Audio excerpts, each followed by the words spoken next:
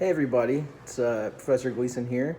I just wanted to touch base with everybody and kind of give you just kind of a little guide to begin this week with. We're starting week 2 this week, so you will be going into your second unit. And for these first two, I'm going to post probably videos throughout the semester to kind of guide us along and to stay with you. So hopefully everyone has completed their quiz for week 1 up under the assignments tab. If you haven't, if you go under assignments down to quizzes, you can take your quiz, which will be over the first 10 modules or unit 1 to the right on iCollege. And then after you're supposed to by yesterday to have completed that first unit and that first quiz. I've seen that most people have done that. If I look under the grades here, I can see that most people have done fairly well.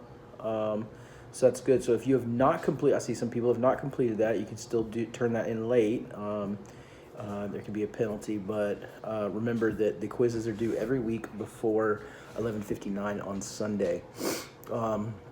So for this week, you will do Unit 2, which is week 2, under the lectures and textbook chapters, and then by 11:59 this coming next Sunday, you should complete quiz 2. Also notice that we have under the weekly readings for last week, we had the Columbus Journal.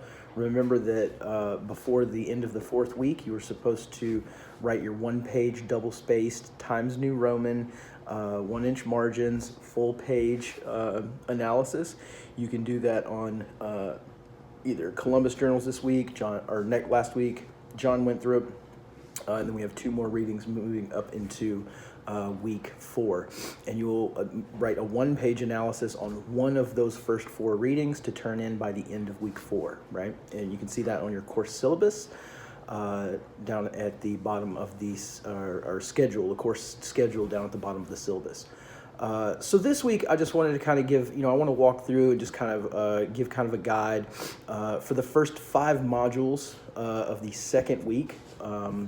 Or I should say second unit, which is the second week. They correspond directly to each other. Under the lectures and textbook, we should be under Unit 2. And then for these first 5 modules as you're going through, there's 2 main things that I really want us to think about as we are going through this week.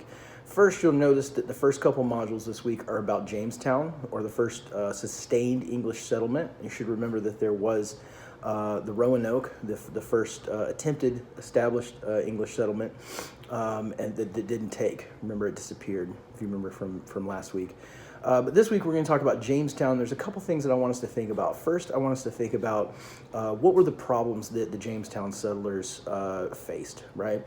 So you'll notice as you're reading through and watching your short little videos, that the Jamestown settlement had a number of problems. Number one, the people that initially came there were not prepared to work outside or to cultivate land. They didn't have the skill set essentially to provide for themselves, right? Remember, this was a joint stock venture, the Virginia Company. They were trying to come here to make money, right? And this is one of the things that I want us to think about when we think about these like kind of larger questions.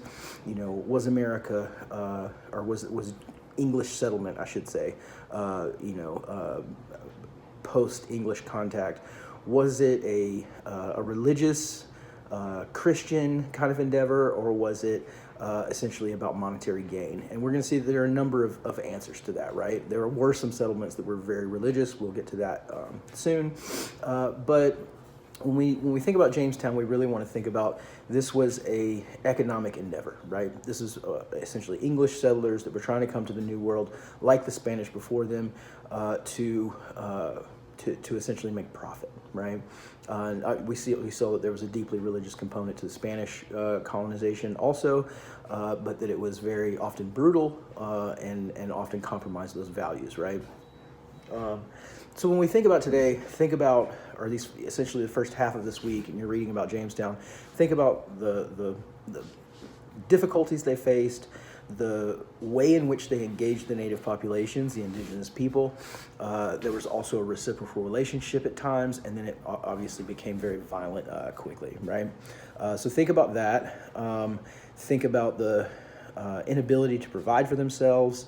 And then as we go forward, I really want you to think about how slavery evolved in the 1600s, right? So you'll notice that the textbook talks about indentured servitude, or essentially where poor English men would sign away their rights for a number of years to come here to hopefully make a better life for themselves, right?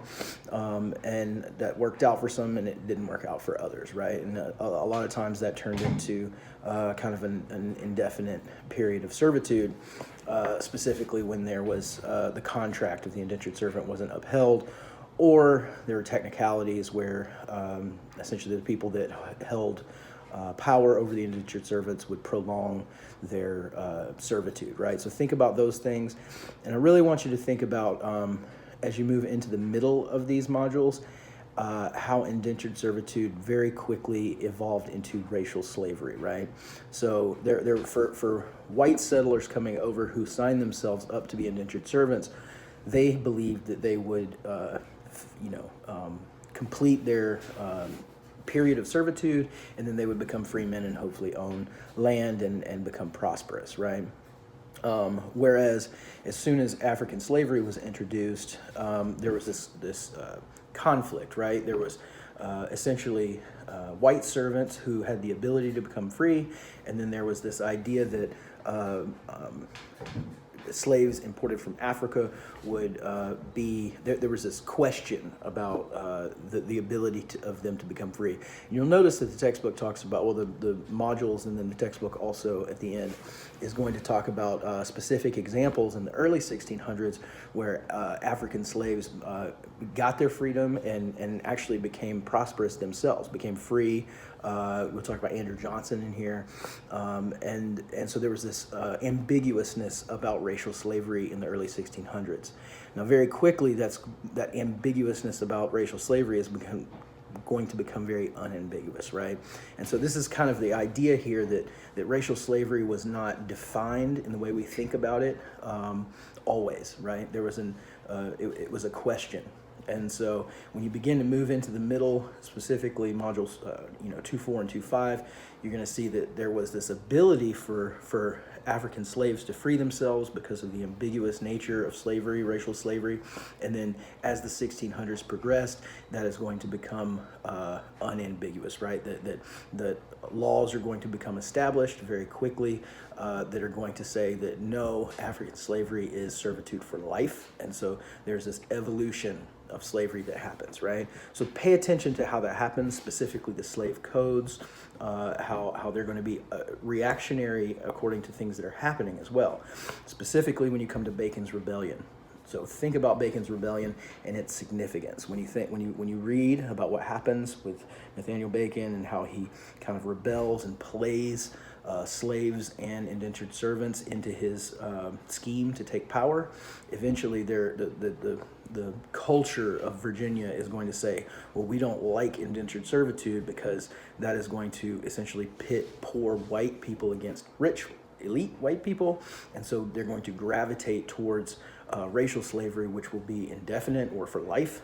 And that is going to, for a number of reasons, specifically as people begin to live longer, slaves begin to live longer, that investment in settlers' minds into a more expensive but slave for life is going to be more profitable in their minds, and they're going to gravitate towards that. And then we're going to see laws passed where African slaves can't hold guns or can't congregate or intermarry with white settlers. So you're going to have all these laws that begin to solidify racial slavery into a systematic oppressive system that we're going to be seeing that is essentially going to dominate American life, especially in the South, into the 19th century, and obviously the repercussions of that into today, right? So think about those things as you're working through these first half of this second week of the modules, and preparing for your quiz this week, right? Those are kind of the big issues. What were Jamestown's problems? how did they interact with the native population or the indigenous people, and then how did essentially the problems that they were facing with indentured servitude and the importation of African slavery, how did that eventually evolve into a racial system of slavery that wasn't always clear in the beginning of the 1600s. So think about that, and if you all have any questions, obviously feel free to email me, and I hope you have a wonderful Martin Luther King Day. All right, see you soon.